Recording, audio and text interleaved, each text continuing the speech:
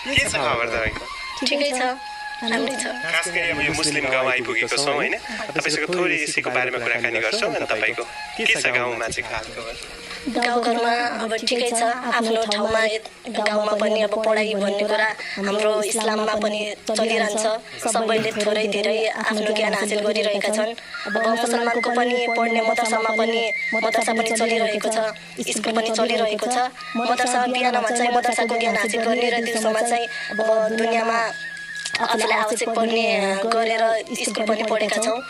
अनि ठिकै छ, सबै पढ्ने 12सम्म यहीँ यस गाउँमै छ, कता जानु पर्दैन। सबैले 12सम्म यहीँ क्लियर गरेर यहीँ बसेर पढ्न सकिरहेका छन्।